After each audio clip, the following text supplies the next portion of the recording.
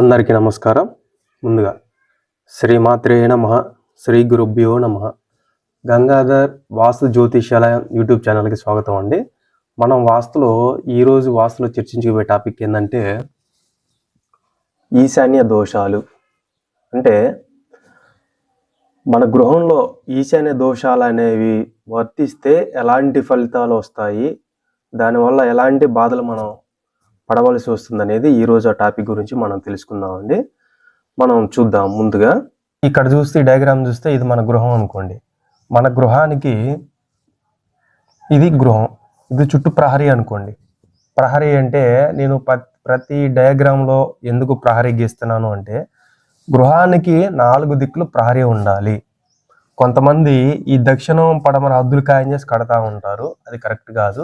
మనం దానికి సంబంధించి కూడా ఒక వీడియో చేసాము, అక్కడికి వెళ్ళి చూడండి.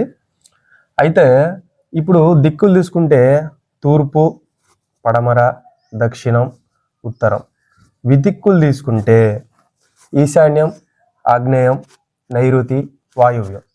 అయితే ఈరోజు మనం మాట్లాడుకునే టాపిక్ ఏంటి? ఈశాన్య దోషాలు. అంటే ఇప్పుడు మనం కొంతమందికి గమనిస్తే వాళ్ళు ఏం చేస్తూ ఉంటారంటే వాళ్ళకి ఇక్కడ ఈశాన్యం కట్ చేసి ఇట్లా ఉంచుతూ ఉంటారు. ఎందుకంటే వాళ్ళు కార్ పార్కింగ్ అని చెప్పేసి ఇట్లా కట్ చేసి ఉంచుతారనమాట. అది కూడా ఎలానో చూద్దాం. ఇప్పుడు మీరు గమనిస్తే చాలా గృహాలు ఇట్లా ఈశాన్యం కట్ చేసి ఇట్లా ఉంటాయి. ఇది ఎందుకండి కట్ చేశారు అంటే కొంతమంది కార్ పార్కింగ్ అని చెప్తారు. ఇప్పుడు తూర్పు ఫేసింగ్ అనుకోండి, రోడ్ ఇటు ఉంటుంది. ఇటు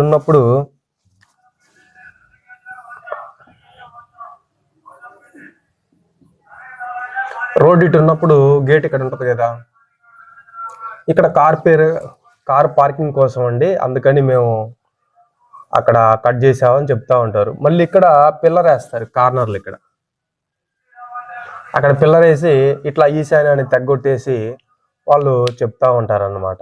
అయితే ముందుగా మనం ఈశాన్యం గురించి తెలుసుకుంటే ఈశాన్య దిక్కుకి పాలకుడు ఈశాన్యుడు అంటే పరమేశ్వరుడు నిత్యం పూజలు అందుకునేవాడు, మనకు అష్టైశ్వర్యాలు ఇచ్చేవాడు పరమేశ్వరుడు. ఈశాన్య దిక్కుకి అధిపతి వచ్చేసేపాటికి మనం జ్యోతిష శాస్త్ర పరంగా చూసుకున్నా కూడా గురుగ్రహం అధిపతి. ఈ గురుడు ఏం చేస్తాడంటే ఈ గురు బలం మనకి మన జాతకంలోనైనా సరే గురు బలం అనేది గట్టిగా ఉంటే, అంటే గురుడు స్ట్రాంగ్గా ఉంటే విద్యకి పుత్ర పౌత్రాలకి శుభాలను ఇచ్చేవాడు గురుడు. మనకి జ్ఞానం రావాలన్నా గురుబలం స్ట్రాంగ్ ఉండాలి. మనకి పుత్రులు కలగాలన్నా కూడా గురుబలం స్ట్రాంగ్ ఉండాలి. పుత్ర పౌత్రులు ఎవరు కలగాలన్నా సరే గురుబలం అంటే స్ట్రాంగ్ గా ఉండాలి. అది గురుగ్రహం యొక్క గురుడు ఎప్పుడు మనకి శుభాలను ఇచ్చేవాడు గురుడు. అట్లాంటి గురుగ్రహం ఇక్కడ ఈ దిక్కుకి అధిపతి గురుడైతే ఇక్కడ మనం ఈశాన్యాన్ని కట్ చేస్తున్నాం. ఇక్కడ ఇంకోటి చూసుకుంటే తూర్పు దిక్కుకు అధిపతి రవి, ఉత్తర దిక్కుకు అధిపతి బుధుడు. ఇక్కడ ఈశాన్యం అనేది దోషప్రదం అయినప్పుడు ఈ రవిగ్రహ ప్రభావం, ఈ బుధగ్రహ ప్రభావం కూడా ఈశాన్యం మీద పడతా ఉంటది అన్నమాట. అందుకని చెప్పేసి ఈశాన్యం ఎప్పుడు అనేది కూడా ఇలా కట్ చేయొద్దు.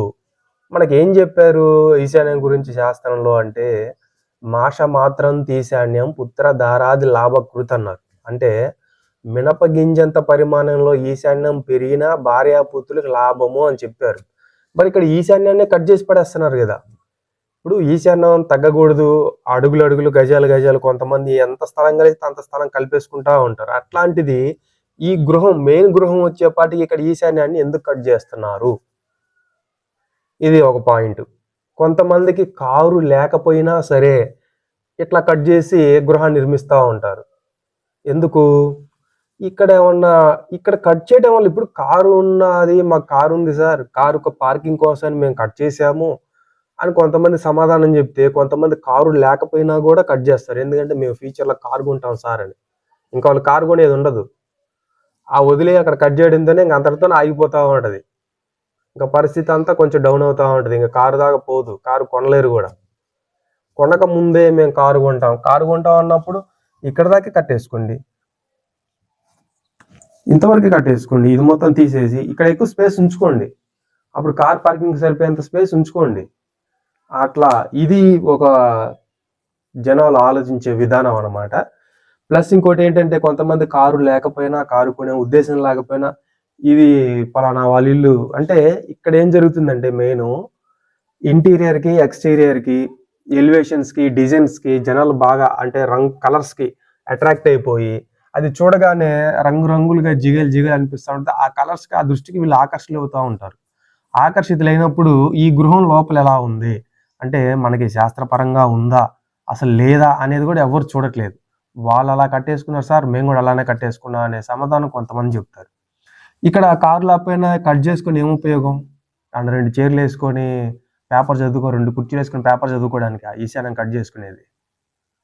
అట్లా కూర్చోవాలి అంటే ఇప్పుడు మనకి ఇదే తూర్పు ఫేసింగ్ రోడ్ అనుకోండి, ఇక్కడ స్టెప్స్ వస్తాయి కదా.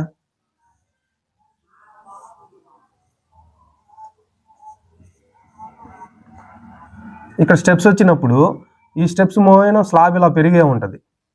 ఇప్పుడు ఈ గృహానికి కూడా చుట్టూ మనం ఎంతో కొంత స్లాబ్ పెంచుతాం. అట్లా పెంచినప్పుడు ఇట్లా స్లాబ్ పెరిగే ఉంటుంది కదా, ఇట్లా స్లాబ్ పెరిగే ఉంటుంది కదా. అప్పుడు ఇక్కడ ఈశాన్యం కట్ చేసుకోవాల్సిన పని లేదు. ఈశాన్యం ఇలా ఉన్నా కూడా ఇక్కడ ఈ ప్లేస్ ఉంటుంది, ఇక్కడ కూర్చోవచ్చు కదా చైర్లు వేసుకొని. ఇక్కడ చైర్స్ వేసుకొని పేపర్ చదువుకోవడానికి ఇక్కడ కూడా స్పేస్ ఉంటుంది. అది ఈశాన్యమే కట్ చేయాల్సిన పని లేదు. ఎందుకు అంటే ఇప్పుడు ఈశాన్యం కట్ చేశారు. ఈశాన్యం మనం ఏం చెప్పుకున్నాం, ఈశాన్య దిక్కుకు అధిపతి గురుడు. గురుడు ఏం చేస్తాడు? గురుడు మన బిడ్డలకు కూడా జ్ఞానం రావాలన్నా గురుబలం గట్టిగా ఉండాలి. వీళ్ళు మన స్కూల్కి వెళ్ళినా కాలేజీకి వెళ్ళినా వీళ్ళు బాగా చదువుకొని ఆ జ్ఞానం రావాలంటే గురుబలం కావాలి. చదువుకొని ఈ రోజున్న కాంపిటీషన్ ప్రకారం పర్సంటేజ్తో చదువుకొని బాగా చదువుకొని కాంపిటేటివ్ ఎగ్జామ్ కొట్టి ఉద్యోగాలు వస్తేనే కదా మీకు వృద్ధిలోకి వచ్చినట్టు పిల్లలు. ఇక్కడ ఈశాన్య దోషాలు తగిలితే పుత్ర సంతానం వృద్ధిలోకి రాదు అని చెప్పేది ఇందుకే. అట్లాంటి గురుబలమే సరిగా లేనప్పుడు వాళ్ళు ఇంక ఎడ్యుకేషన్ ఎలా సాగుతుంది, ఉద్యోగాలు ఎలా కొడతారు? అలా మనకి సరైన జ్ఞానం తెలివి రావాలన్నా కూడా గురుబలం ఉండాలి. అట్లా లేనప్పుడు వీళ్ళు వృద్ధిలోకి ఎలా వస్తారు? ప్లస్ ఇంకోటి ఏంటంటే ఈ గురుబలం తగ్గితే ఇట్లా ఈశాన్యం కట్ చేసిన గృహాలలో పుత్ర సంతతి వృద్ధిలోకి రారు. ప్లస్ గృహ యజమానురాలికి కూడా అనారోగ్య సమస్యలు తలెత్తే అవకాశం ఉంది. దీర్ఘకాలిక అనారోగ్య సమస్యలు తలెత్తే అవకాశం కూడా ఉంది. ఇంకెక్కడ వీళ్ళు వృద్ధిలోకి వచ్చేది అంటే ఇప్పుడు కారు కోసం మీ పుత్ర సంతతి ఎదుగుదలని మీరే చేతులారా కట్ చేస్తున్నారు. ఈశాన్యం కట్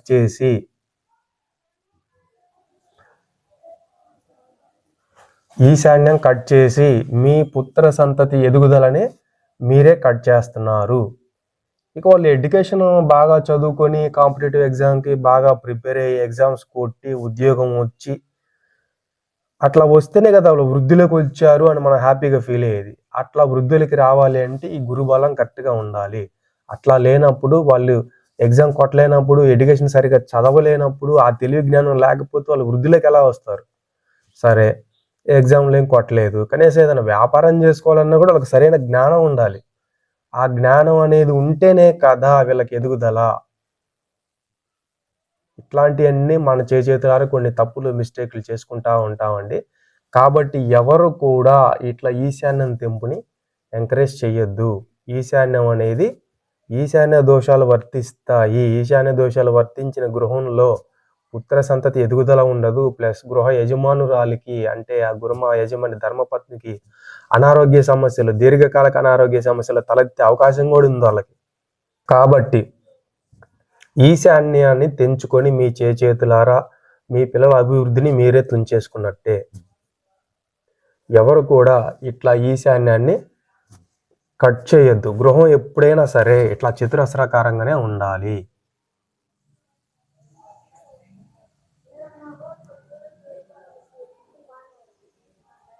ఇట్లా చతురస్రాకారంగానే ఉండాలి. మీరేమన్నా ఆ కొంచెం కట్ చేసిన కార్నర్లో పేపర్ చదువుకోండి, లోపల హాల్ ఉంటుంది, హాల్లో చదువుకోవచ్చు. లేదు స్టెప్స్ బయట ఇంకొంచెం స్లాబ్ ముందుకు వస్తుంది, స్టెప్స్ పైన ఇక్కడ కొంచెం వరండా లాగా ప్లేస్ ఉంటుంది, ఇక్కడైనా కూర్చొని చదువుకోవచ్చు. ఇట్లాంటి కొన్ని విషయాలు గృహ యజమానులు ఆలోచించాలి. ఆలోచించి నిర్ణయం తీసుకోవాలి. ఎందుకంటే మీరు లైఫ్లో ఒక్కసారి గృహం కట్టగలరు, మళ్ళీ కట్టలేరు. కాబట్టి తప్పనిసరిగా జాగ్రత్తలు తీసుకొని మీ గృహాన్ని మీరే జాగ్రత్తగా నిర్మించుకోవాలి. కట్టిన మేస్త్రులు ఉండరు, ప్లానిస్టులు ఉండరు, ఎవరు ఉండరు. ఆ గృహంలో ఏవైనా దోషాలు ఏర్పడితే జీవితకాలం అది మీ పైన, మీ పిల్లల పైన ప్రభావం చూపుతూ ఉంటాయి. కాబట్టి దయచేసి ఎవరు కూడా ఒక నూతన గృహాన్ని నిర్మించుకునేటప్పుడు ఒక తెలిసిన వ్యక్తిని పిలిపించుకొని ఎలాంటి దోషాలు లేకుండా మ్యాక్సిమం కుదిరినంత వరకు మనం ఎలాంటి దోషాలు లేకుండా గృహం కట్టుకోవడానికే ప్రయత్నించండి. ఇది అందుకని మనకి ఈశాన్య దోషాలు ఉంటే ఆ గృహంలో పుత్ర సంతతికి ఎదుగుదల ఉండదు. గృహ యజమానురాలకు కూడా అనారోగ్య సమస్యలే వస్తూ ఉంటాయి. కాబట్టి ఇలాంటి తప్పులు, మిస్టేక్లు ఎవరు చేయొద్దండి. ఈ వీడియో కనుక మీకు నచ్చితే లైక్ చేయండి, షేర్ చేయండి మీ ఫ్రెండ్స్ అండ్ ఫ్యామిలీ మెంబర్కి. ఎవరికైనా గృహం నిర్మించుకునే వాళ్ళకి షేర్ చేయండి, వాళ్ళకి ఉపయోగపడచ్చండి. మనం ఇంకో టాపిక్తో ఇంకో వీడియోలో మళ్ళీ కలుద్దామండి. అంతవరకు సెలవు. జై శ్రీరామ్.